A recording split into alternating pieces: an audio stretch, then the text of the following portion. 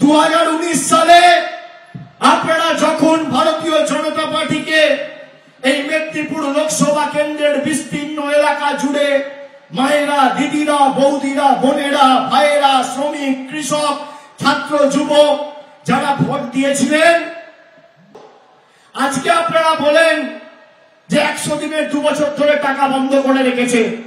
আজকে আপনারা বলেন রাস্তার টাকা বন্ধ করে রেখেছে। আপনারা বুকে হাত দিয়ে বলুন তো 2019 সালে আপনারা নিজের বাড়ির অধিকারকে সামনে রেখে ভোট দিয়েছিলেন? মেদিনীপুরের মানুষ ভোট দিয়েছিল কি? রাম মন্দিরকে সামনে রেখে। আজকে ভারতবর্ষে রাম মন্দির হয়েছে 3000 কোটি টাকা খরচা করে, গরিব মানুষের মাথার উপর ছাদ হয়নি।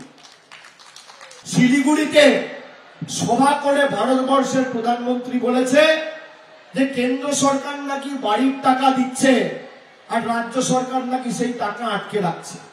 আমি আপনাদের এই মঞ্চ থেকে ভারতবর্ষের প্রধানমন্ত্রীর পদ, তার চেয়ারের প্রতি পূর্ণ সম্মান মর্যাদা রেখেই বলছি যে মোদিজি, পরের বার আপনি যখন বাংলায় আসবেন, গত 3 বছরে বাংলায় আপনারা হেরে যাওয়ার পর 21-22, 22-23 আর 23-24 অর্থবর্ষে যদি নরেন্দ্র মোদী সরকার প্রমাণ করতে পারে যে বাংলার 100 দিনে 10 পয়সা দিয়েছে আর আবাসের জন্য 10 পয়সা দিয়েছে, আমি তৃণমূলের হয়ে কোনোদিন সভা সমিতি করতে মাঠে নামবো না। এত বড় কথা বলছি। আপনারা শ্বেতপত্র প্রকাশ করুন না, কেউ তো বারণ করেনি। আপনি বলুন কোথায় যাবেন। আমি এই মেদিনীপুরের মাটি থেকে চ্যালেঞ্জ করছি বিজেপির ছোট বড় মাঝারি নেতা, আমার কোনো অহংকার দম্ভ নেই, বড় নেতা আসলেও আসতে পারে, যে আপনি একদিকে মাইক ধরবেন আর একদিকে খালি কাগজ দেখাবেন যে 3 বছরে আপনি বাড়ির কত টাকা দিয়েছেন। আমি 1000 কোটির গল্প দিচ্ছি না, আমি 10,000-এর গল্প দিচ্ছি না, আমি 500 কোটির গল্প দিচ্ছি না, আমি 10 কোটির গল্প দিচ্ছি না। যদি মোদিজি প্রমাণ করতে পারে যে বাংলার মানুষের বাড়ির জন্য 3 বছরে 10 পয়সা কেন্দ্রের সরকার দিয়েছে, আমি রাজনীতির আঙিনায় পা রাখবো না। আবার ব্যর্থহীন ভাষায় আপনাদের সকলের সামনে আপনাদেরকে সাক্ষী রেখে বলে দিয়ে যাচ্ছি, তৃণমূল তো প্রার্থী তালিকা ঘোষণা করে দিয়েছে 10 তারিখ, বিজেপি এখনো ঘোষণা করতে পারেনি।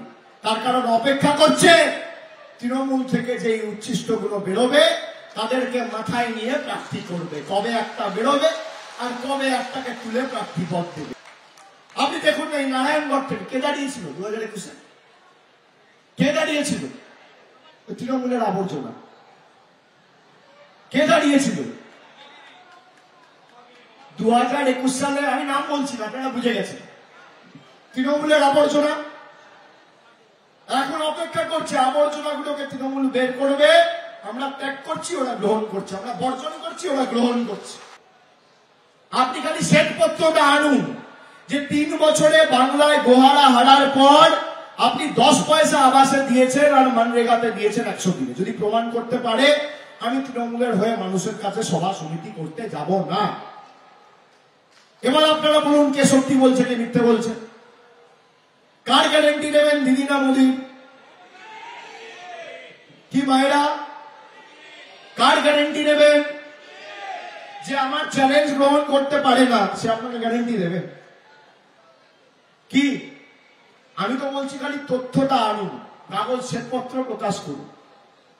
যে আমার চ্যালেঞ্জ গ্রহণ করার সৎসাহস দেখাতে পারে না সে আপনাদের গ্যারেন্টি দিতে পারে কি মায়েরা? দিতে পারে?